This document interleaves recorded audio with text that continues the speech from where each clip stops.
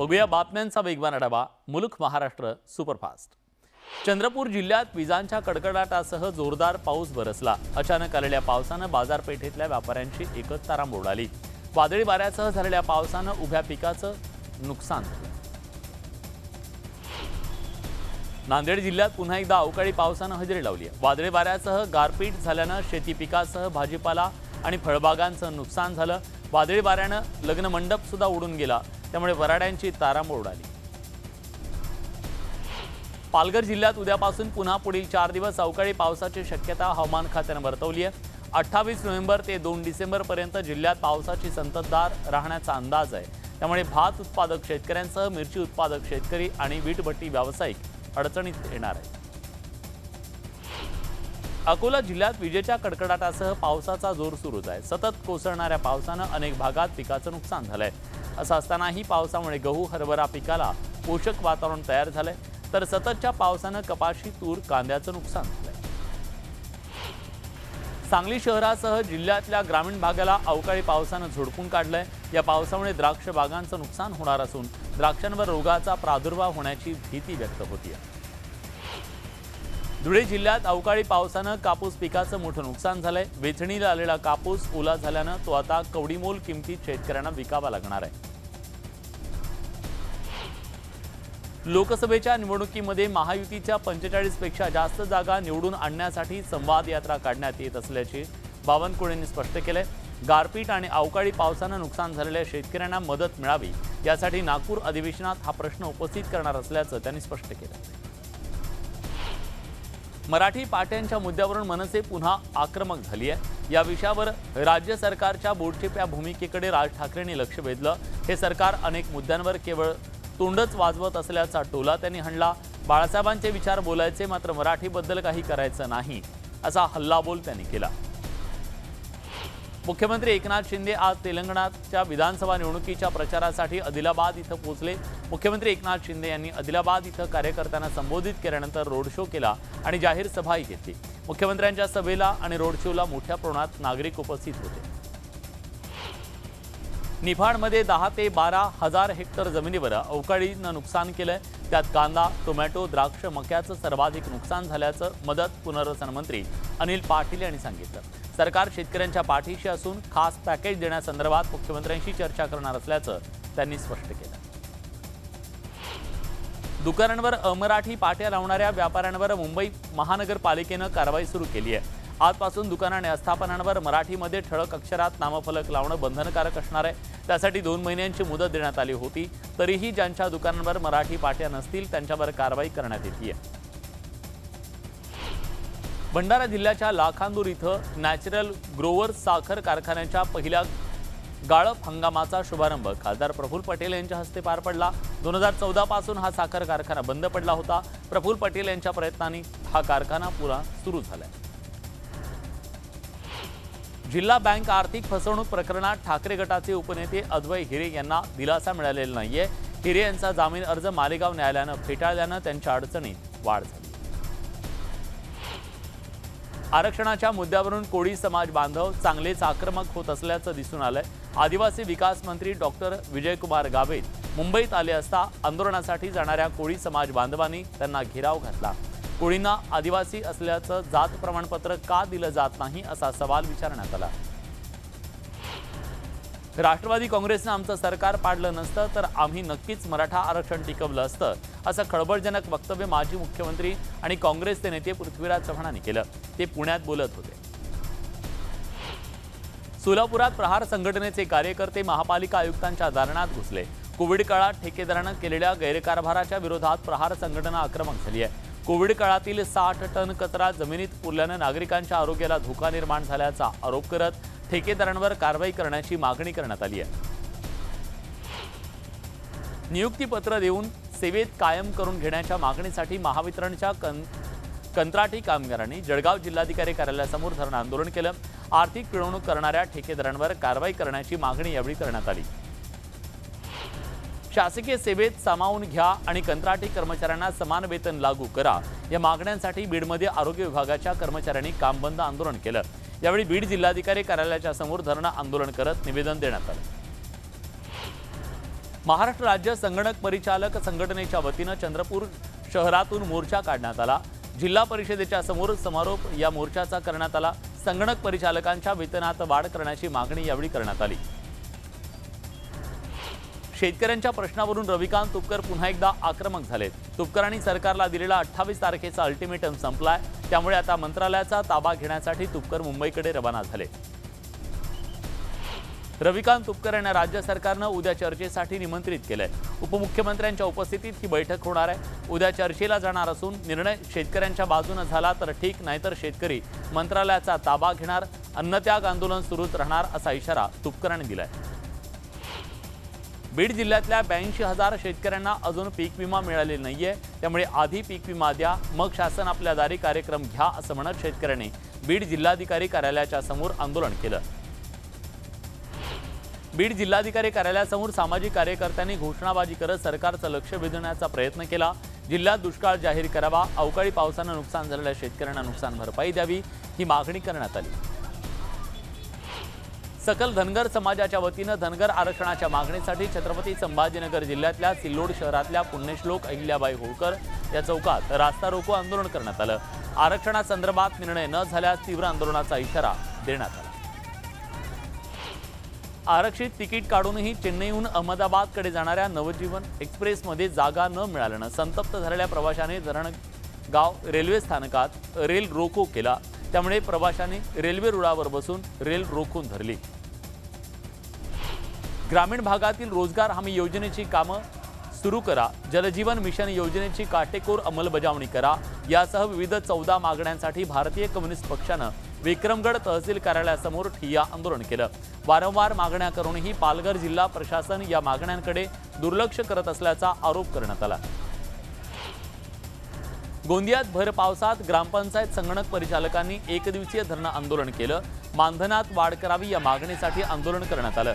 आपल्या मागण्यांसाठी 11 डिसेंबरला नागपुरातल्या अधिवेशनानं मोर्चा काढण्याचा यावेळी इशारा देण्यात आला। नवी मुंबईत मनसेनं मराठी पाट्यांसंदर्भात आक्रमक भूमिका घेत आंदोलन केलंय। सिऊड इथल्या मॉलमध्ये जाऊन व्यवस्थापकांना मराठी पाट्यांविषयी जाब विचारण्यात आला। 2 दिवसात मराठी पाट्या न लावल्यास तीव्र आंदोलनाचा इशारा देण्यात।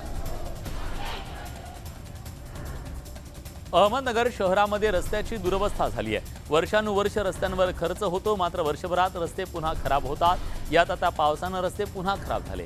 रस्त्यावरच्या खड्ड्यांमुळे वाहन चालकांना नाहक त्रास सहन करावा लागतोय, त्यामुळे प्रशासनानं याकडे लक्ष देण्याची मागणी केली जाते।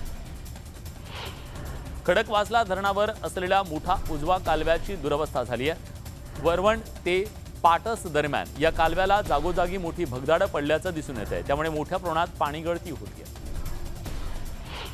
खडकवासला धरणावर असलेल्या नव्या मुठा उजवा कालव्याची मोठ्या प्रमाणात पडझड झाली आहे। वरवण ते पाटस दरम्यान कालव्याला जागोजागी भगदाडं पडली असून कालव्याची दुरवस्था झाल्यानं मोठ्या प्रमाणात पाणी गळती होती आहे। परभणी शहरासह जिल्ह्यात अवकाळी पावसानं धुमाकूळ घातल्यानं कोरडवाहू पीक असलेल्या ज्वारी पिकाचं मोठं नुकसान झालंय। ठिकठिकाणी ज्वारीची पिकं जमीनदोस्त झाली असून शेतकरी हवालदिल झालाय। अवकाळी पावसामुळे राज्यात एकूण 87,876 हेक्टर क्षेत्र बाधित झालं असून नाशिक आणि बुलढाण्यामध्ये सर्वाधिक नुकसान झाल्याचं अंदाजपत्रक सरकारनं तयार केलं। नाशिकमध्ये 32,833 हेक्टर क्षेत्र हे बाधित झालं। पालघर जिल्ह्यात अवकाळी पावसानं दमदार हजेरी लावली, त्यामुळे जिल्ह्यातल्या मिरची उत्पादक शेतकरी संकटात सापडला। लाखो रुपये खर्च करून लावलेल्या मिरचीची रोपं जमीनदोस्त झाल्यानं शेतकऱ्यांना आर्थिक फटका बसलाय। छत्रपती संभाजीनगरमध्ये सिटू कामगार संघटनेच्या वतीनं निदर्शनं करण्यात आली। 44 कामगार कायद्याच्या बदल्यात नवीन 4 नियम लागू करत आहेत, त्यामुळे असंघटित कामगारांच्या शाश्वत रोजगाराची हमी नाहीशी होणार असल्याचा निषेध यावेळी नोंदवण्यात आला। नंदुरबारमध्ये रेल्वेच्या हायटेन्शन वायरवर चढलेल्या माथेफिरूला खाली उतरवण्यात आलं। तब्बल 1.5 तासाच्या प्रयत्नानंतर हा माथेफिरू खाली उतरला। त्याच्या या कृत्यानं रेल्वे प्रवाशांना नाहक मनस्ताप सहन करावा लागला। महाराष्ट्र विकास सेना पक्षानं अकलूज नगरपालिकेवर मोर्चा काढला। पाण्यासाठी बोर काढणं, सार्वजनिक शौचालयाचं काम तातडीनं सुरू करणं अशा मागण्या यावेळी करण्यात आल्या। पुण्याच्या दौंड तालुक्यातल्या डाळिंब गावच्या सीमेवर बैलगाडा शर्यतीचं आयोजन करण्यात आलं होतं। या बैलगाडा स्पर्धेमध्ये पुणे जिल्ह्यातल्या नामांकित बैलगाडा मालकांनी सहभाग नोंदवला। बैलगाडा शर्यत पाहण्यासाठी बैलगाडा शर्यत शौकीनांनी मोठी गर्दी केली। पंढरपुरात महाद्वार काल्यानं कार्तिक वारीची समाप्ती झाली। हबप मदन महाराज हरदास यांच्या डोक्यावर विठ्ठलाच्या पादुका ठेवून विठ्ठल रुक्मिणीला 5 प्रदक्षिणा घालून काल्याची हंडी फोडण्यात आली। महाराष्ट्र कॉस्मोपॉलिटन एज्युकेशन सोसायटी आणि आझम कॅम्पसमधील संलग्न संस्थांच्या वतीनं महात्मा फुले पुण्यतिथीच्या निमित्तानं रॅली काढण्यात आली। या रॅलीत 10,000 विद्यार्थी सहभागी झाले। भाजप आणि किसान मोर्चाच्या वतीनं जिल्हास्तरीय नमो कबड्डी स्पर्धेचं आयोजन करण्यात आलं। इंदापुरात हर्षवर्धन पाटील आणि गणेश भेगडे यांच्या उपस्थितीत स्पर्धा पार पडल्या। कळंबच्या राणा प्रताप संघानं 31,000चं पहिलं पारितोषिक पटकावलं। जुन्नरच्या आळेफाटा इथल्या एका इमारतीत बिबट्याचा वावर सीसीटीव्हीत कैद झाला। बिबट्याला पाहून पळालेल्या कुत्र्याच्या मागे तोही इमारतीत शिरला, पण कुत्रा न सापडल्यानं तो खाली उतरल्याचं दिसून आलं। बीडच्या पाली गावात अवकाळी पावसादरम्यान वीज अंगावर कोसळून शेतकऱ्याचा मृत्यू झाला। आत्माराम राऊत असं शेतकऱ्याचं नाव आहे। गुरं चरायला ते गेले असता ही घटना घडली। बार्शी शहरातल्या एका शिक्षकाच्या कुटुंबात आलेल्या तिहेरी हत्याकांडानं बार्शी शहर हादरलंय। अनैतिक संबंधातून हे हत्याकांड झाल्याचा अंदाज पोलिसांनी वर्तवला। पोलीस या घटनेचा अधिक तपास करत आहेत। अमरावतीच्या तिवसामध्ये संजय मंडळे नावाच्या सराफा व्यापाऱ्याची हत्या करण्यात आली। यावेळी त्याच्या घरातून 74 लाखांचा ऐवज चोरण्यात आल्याची माहिती मिळते। या घटनेनं व्यापाऱ्यांमध्ये दहशतीचं वातावरण निर्माण झालंय। कूड वहिवाट आणि शेतजमिनीच्या कारणावरून 2 व्यक्तींनी परभणी जिल्हाधिकारी कार्यालयामध्ये डिझेल ओतून आत्मदहन करण्याचा प्रयत्न केला। जमिनीचा ताबा देण्याच्या वादातून व्यक्तींनी टोकाचं पाऊल उचललं। दरम्यान या दोन्ही व्यक्तींना पोलिसांनी ताब्यात घेतलंय। दिवाळी महिला नागरी सहकारी पतसंस्थेत सप्टेंबर महिन्यात 22 कोटीचा घोटाळा समोर आला। तेव्हापासून अध्यक्ष मीना महादेव काकडे आणि कार्यकारी संचालक महादेव अच्युतराव काकडे हे पसार झाले। या प्रकरणी अरुण पूर्णपात्रे यांना अटक करण्यात आली आहे। मॉर्निंग वॉक करणाऱ्या व्यक्तीला पोलीस असल्याचं सांगत 88,000 लुटल्याची घटना पिंपरीत घडली। चोरांपासून बचाव करण्यासाठी दागिने आणि पैसे रुमालात बांधून ठेवा असं सांगत तो रुमाल लंपास करण्यात आला। पोलीस आरोपीचा शोध घेत आहेत। राज्य उत्पादन शुल्क विभागानं माढा तालुक्यात 2 ठिकाणी केलेल्या कारवाईत गोवा बनावटीची 26,35,000 रुपयांची दारू जप्त केली आहे। या प्रकरणी 2 आरोपींना ताब्यात घेण्यात आलं। जन्मदात्या बापानंच 18,000 रुपयाची सुपारी देऊन मुलाची हत्या घडून आणल्याचा प्रकार नाशिकच्या दिंडोरीत समोर आलाय। दारू पिऊन सतत त्रास देत असल्यानं बापानं त्याची हत्या केल्याची माहिती मिळत असून पोलिसांनी आरोपी बापाला ताब्यात घेतलं। सोलापुरात जिल्हा परिषद शाळेत शिक्षक असलेल्या अतुल मुंडे यांनी पत्नी आणि मुलाची हत्या करत आत्महत्या केल्याचा धक्कादायक प्रकार समोर आलाय। त्यांनी असं का केलं याबद्दलची माहिती मिळाली नाहीये। बार्शी पोलिसांनी याबद्दलचा अधिक तपास सुरू केलाय। पालघरमधल्या सफाळे माकुणसार इथल्या रस्त्यावर 3 दुचाकींचा विचित्र अपघात झाला। या अपघातात एकाचा जागीच मृत्यू झालाय तर 3 जण गंभीर जखमी झालेत। दाट धुक्यानं हा अपघात झाल्याची शक्यता वर्तवण्यात येते आहे। शेतकऱ्यांवर आसमानी संकट कोसळलेलं असताना स्वतःला गरीब शेतकऱ्याचा मुलगा म्हणणारे मुख्यमंत्री तेलंगणा राज्यात निवडणुकांच्या प्रचाराला गेले। अशा शब्दात उद्धव ठाकरे यांनी एकनाथ शिंदेंवरती निशाणा साधला। सरकारच्या 1 फूल 2 हाफ मधल्या फुल प्रचारावर असताना 2 हाफ काय करतायत असा टोला त्यांनी लगावला। उद्धव ठाकरे मुख्यमंत्री असताना त्यांना इगो झाला। विकासासाठी दिल्लीत पंतप्रधानांना भेटले नाही, मात्र सोनिया गांधी आणि शरद पवार यांना जाऊन भेटायचे अशा शब्दात एकनाथ शिंदेने टीका केली। आदिलाबादमधल्या कार्यकर्त्यांशी बोलताना त्यांनी ठाकरेंवर निशाणा साधला। राष्ट्रवादी काँग्रेस पक्ष हा मूळचा आमचाच पक्ष असल्याचं उत्तर अजित पवार गटानं विधानसभा अध्यक्षांना दिलंय। अध्यक्षांनी बजावलेल्या नोटिसीला अजित पवार गटाकडून 260 पानी उत्तर सादर करण्यात आलं। पक्ष प्रतोत हे आमच्याच सोबत असल्याचं सांगत अध्यक्षांनी योग्य निर्णय घ्यावा अशी भूमिका मांडण्यात आली। देशात दंगली घडण्याची शक्यता असल्यानं वक्तव्य प्रकाश आंबेडकरांनी करून खळबळ उडवून दिली। 6 डिसेंबरनंतर देशात काहीही होऊ शकतं। ज्यांचा ओबीसी लढ्याशी संबंध नाही ते दंगली कशा होतील अशी वक्तव्य करत असल्याची टीका त्यांनी केली। चंद्रशेखर बावनकुळे यांचं संगमनेरमध्ये जोरदार स्वागत करण्यात आलं। संपर्क से समर्थन अभियानाअंतर्गत लाभार्थी आणि जनतेशी संवाद साधला। स्वाभिमानीचे नेते रविकांत तुपकर उपोषण स्थळावरून बुलढाणा शहराकडे रवाना झाले। तिथून ते मुंबईकडे कूच करणार आहेत। सोयाबीन उत्पादक शेतकऱ्यांसाठी रविकांत तुपकरांनी एल्गार पुकारलाय। मंत्रालय ताब्यात घेण्याचा त्यांनी इशारा दिलाय। सोयाबीन कापूस उत्पादक शेतकऱ्यांसाठी गेल्या 4 दिवसापासून रविकांत तुपकर अन्नत्याग आंदोलन करतायत। सरकारकडून त्यांच्याशी कोणतीही चर्चा करण्यात आलेली नाहीये। सरकारनं 2 पावलं पुढे येऊन तोडगा काढावा अशी विनंती तुपकरांच्या कुटुंबियांनी केली आहे। सोयाबीन उत्पादक शेतकऱ्यांसाठी आंदोलन करणाऱ्या रविकांत तुपकर यांना मनोज जरांगे पाटलांनी फोन केल्याची माहिती मिळते। तुपकर यांच्या आंदोलनाला जरांगे पाटलांनी पाठिंबा दर्शवलाय।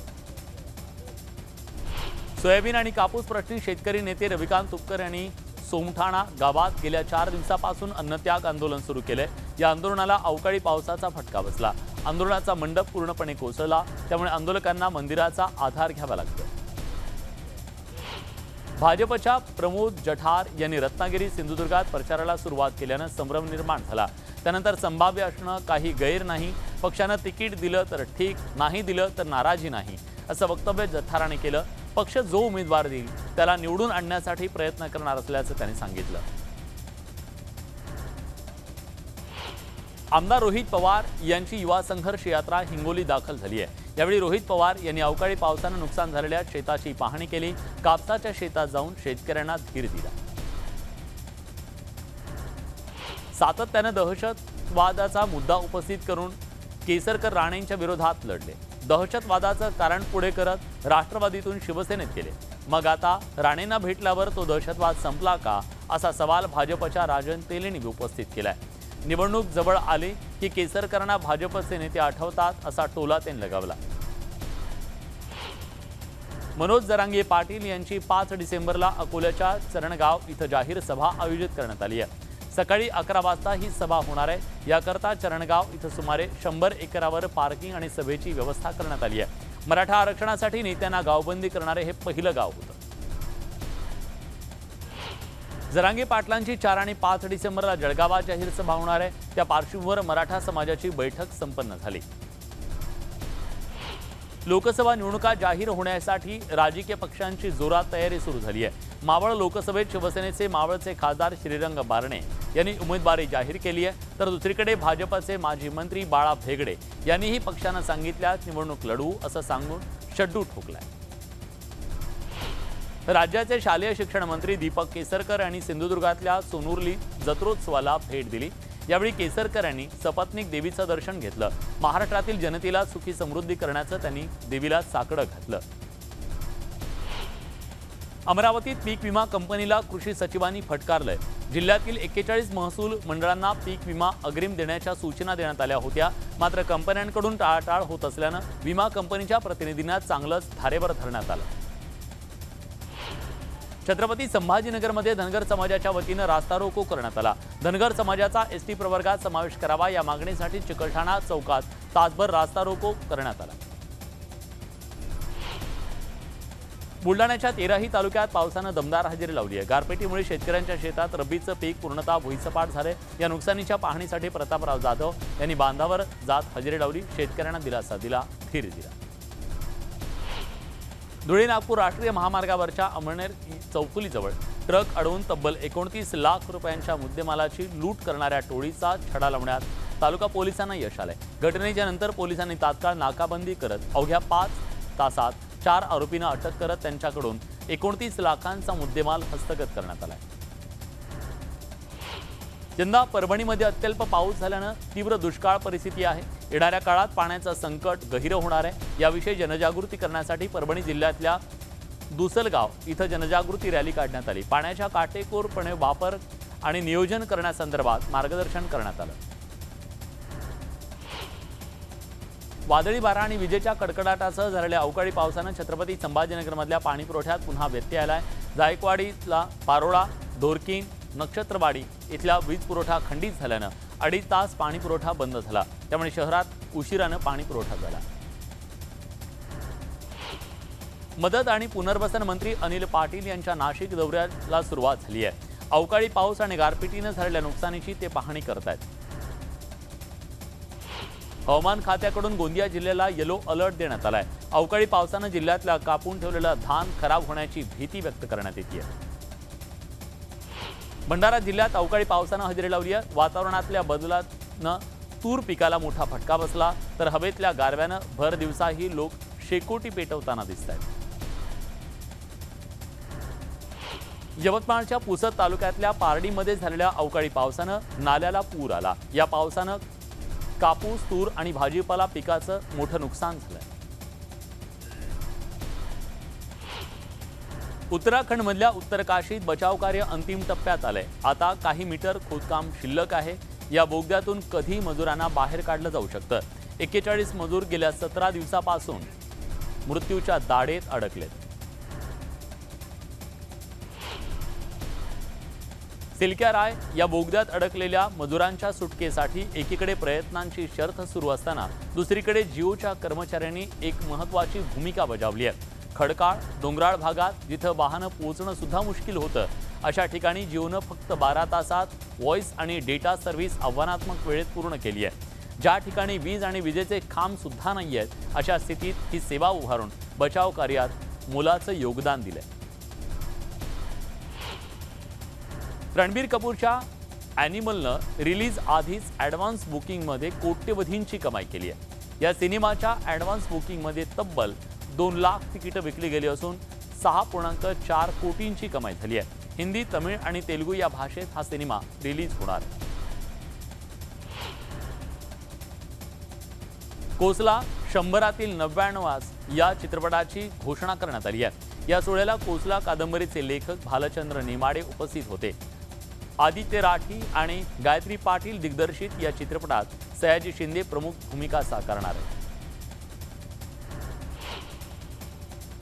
बॉलिवूडचे प्रसिद्ध फॅशन डिझायनर रोहित बाल यांची प्रकृती खालावली आहे। त्यांना NCR मधल्या मेदांता हॉस्पिटलमध्ये व्हेंटिलेटरवर ठेवण्यात आल्याची माहिती मिळते आहे। याच सगळ्या महत्त्वाच्या बातम्यांसोबत बुलेटिनमध्ये आपण इथेच थांबतोय, पण ब्रेकवर जाण्यापूर्वी महत्त्वाची आठवण। राज्यात अवकाळी पावसामुळे शेतकऱ्यांवर आसमानी संकट कोसळलंय, तर मुख्यमंत्री तेलंगणात प्रचारासाठी गेल्यानं ठाकरे आणि शिंदेमध्ये वाद पेटलाय। याबद्दलचा खास रिपोर्ट थोड्याच वेळात न्यूज 18 लोकमत।